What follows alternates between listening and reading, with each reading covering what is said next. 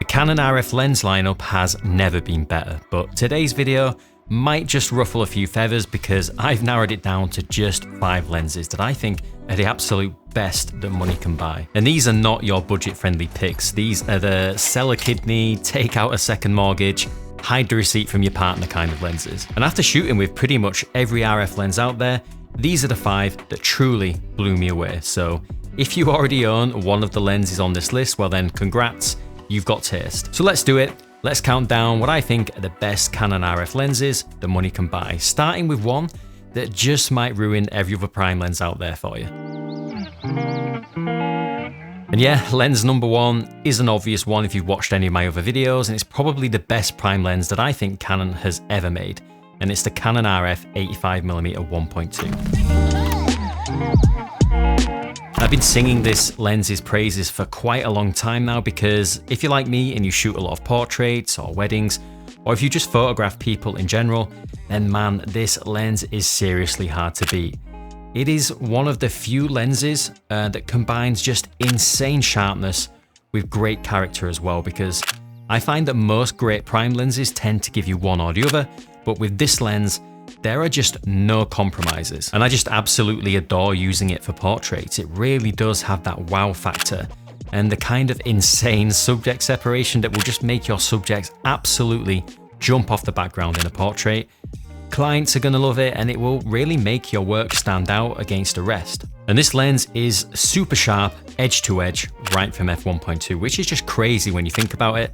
And it has so much contrast straight out of camera, but at the same time, it's got a really nice, pleasing, warm rendering to the colors in particular, which I think really lends itself to flattering portraits. And I recently put it up against 4 other absolutely incredible 85mm fast primes, and I think that this one is king because it's just the sharpest, it has more pop than the rest, even against the brand new RF 85mm 1.4, which is incredible. This lens is still a step above. But there is absolutely a price to pay for all of that image quality and light gathering ability though, because this is a very big heavy lens. And I'll say it doesn't have the latest and greatest autofocus as well compared to that new 85 I mentioned. So it's not exactly perfect, but those are the only 2 downsides I can really think of. Well yeah, and of course it's super expensive, but if you do love 85mm, then I really think that this lens is worth every penny. And lens number 2, well, I think that this one is a bit of a legend now on RF mount, and it is a zoom that thinks it's a prime. It's the Canon RF 2870 f2.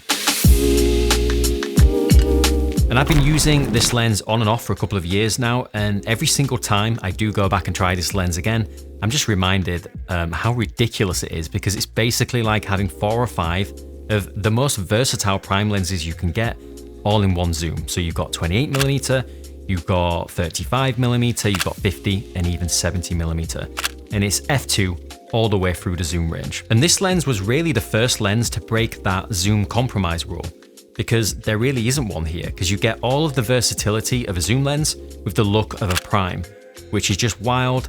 And it's by far the lens that I see the most of in the hands of Canon wedding photographers, at least here in the UK. And for good reason, because this lens is very sharp centrally pretty much everywhere in the zoom range, apart from maybe at 70mm where it has just a slight drop off. But you get such a nice rendering from this lens that you just don't generally associate with a zoom lens. It gives you that really nice buttery smooth transition from in focus to background blur, and you don't normally get that on a standard zoom.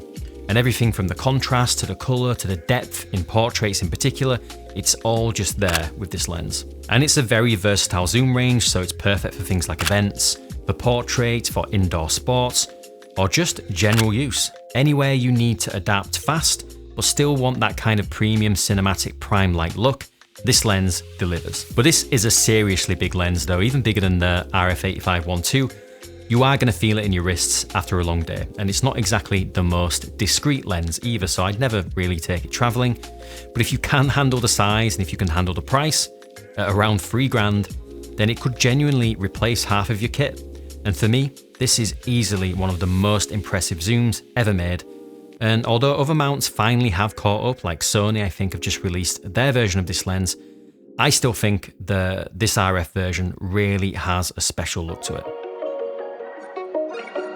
Alright, now onto the only lens on this list that I actually own. So can't really claim to be unbiased on this one, because this is by far my favourite lens ever. It's my Desert Island lens that's easily responsible for some of my favourite images that I've ever taken, and it is the Canon RF 50mm 1.2. And this RF 51.2 just simply has the nicest rendering of any lens that I've ever used, prime or zoom.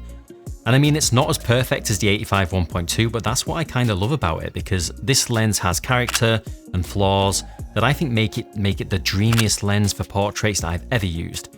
It's just got a bit of soul to it, so those little imperfections that can really make images feel interesting and alive.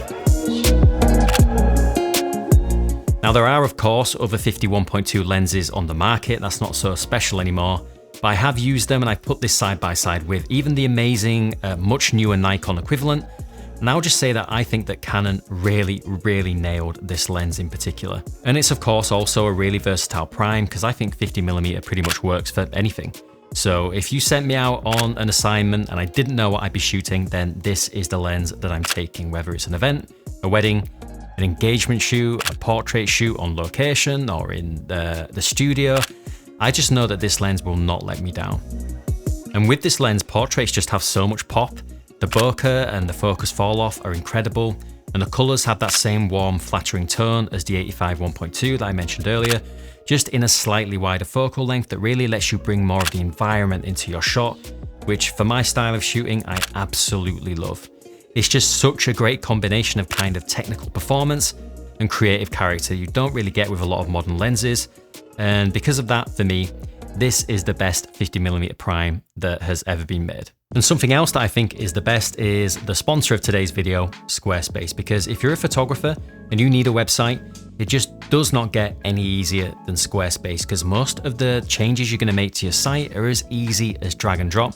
And it's even easier now because Squarespace have amazing AI tools like Design Intelligence and Blueprint AI, which all can really help you create a personalized website in just a couple of easy steps. And of course, the fully customizable photo galleries I think are the best that you can get, and they're amazing for showing off your portfolio. Squarespace also has fantastic e-commerce tools that I rely on when I set up my own online store. And it's so easy, it just means that you can start selling in no time and also handle so many different types of payments seamlessly thanks to Squarespace payments. So if you are ready to get started, well, head on over to squarespace.com/jamesreader and use code jamesreader for 10% off your first domain or website. So I know I said that there were 5 lenses on this list, but I guess I lied, because 2 lenses are going to share the number 4 spot because they're just both too good for different reasons. And I couldn't choose between them, so the number 4 spot belongs to both the Canon RF 70-200 2.8 lenses. Now let's start with the original version, and I actually owned this lens for quite a few years, and it was just always an absolute joy to use because Canon somehow managed to keep this lens at f2.8 whilst also shrinking it down a lot more compared to many other 70-200 2.8 lenses out there, making it a whole lot more travel friendly. And when I tested it against the absolute very best lenses on RF mount, it always easily landed in the top 3 lenses for things like sharpness. But at the same time, for a zoom, I always thought the rendering was amazing. Almost prime-like, with that beautiful compression that makes it incredible for portraits, events, weddings, travel, and even sports.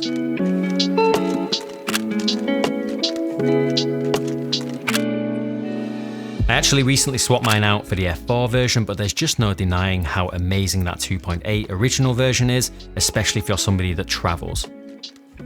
But now we've also got the new Z version, which honestly might just objectively be the closest thing to a perfect lens that I've ever used by any metric. It is unbelievable. The autofocus is absolutely next level.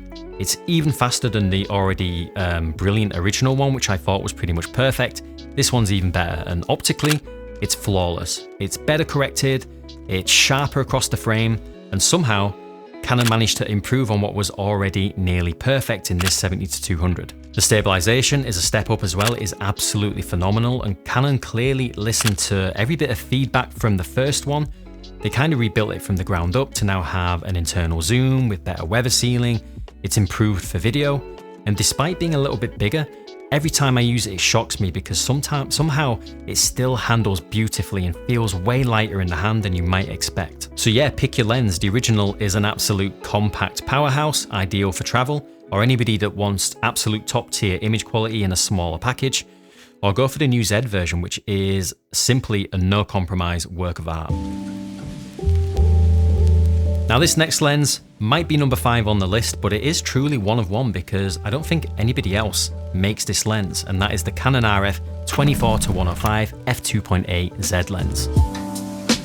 And I foolishly rent this thing fairly often, and every time I do, I really have to fight the urge to somehow justify buying it because this thing is as close to a one lens solution that I have ever used. It basically takes all of the best traits that I just mentioned on that 70-200 Z lens and packs them into an even more, I think, a more versatile zoom range. Now you've all seen images from a 2.8 zoom before, so maybe nothing special that I can show you here, but the fact that this lens could almost replace both the 24-70 and 70-200 2.8 all in one lens is just crazy.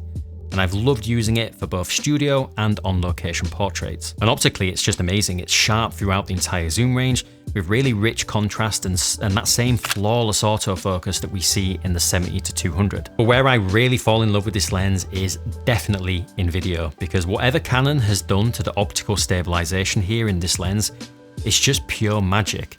The footage looks unbelievably smooth and natural when handheld, and it just gives me the most amazing, stable, cinematic looking footage that the best that I've ever got from any lens. And whether it's photo or video, this thing is obviously just a dream for weddings, for events, for travel, documentaries, photojournalism, basically any situation where you really do need to be ready for anything. And honestly, it might just be the best zoom lens that I have personally ever used. And I want this lens so bad, but it's just so big and very expensive. So for now, it'll probably stay on this list and out of my camera bag.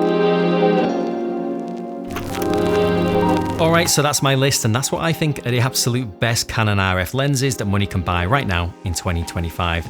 These are the ones that just continue to genuinely impress me every time I use them, despite trying just about everything else on the system. But quick disclaimer, please don't take this video as me encouraging you to go out and buy the absolute best, because you don't need to. Like I said, I only actually own one of the lenses on this list. Other than that, everything else I own is much cheaper, and you don't need the best of the best to take amazing images. But now it's your turn, so let me know in the comments just how wrong I was with this list and what should have been on it instead. But do remember, this list definitely comes from more of a kind of portrait hybrid photo video perspective. I personally just haven't had the chance to test those massive telephoto primes or zooms. They're not only a bit out of my wheelhouse, but definitely out of my budget. But if you have been lucky enough to try any of these lenses that I'm showing on screen now, I'd love to hear from you guys which you think deserves a spot on this list. And of course, tell me what your absolute dream RF lens setup would be if money wasn't an issue. So for me, I'd definitely be adding that 24-105 2.8 to my kit if I could, but just not very realistic for me right now. But anyway, that's it for me. That's the video. Thank you guys so much for watching as always and for supporting the channel. I really appreciate it, and I'll see you guys next time.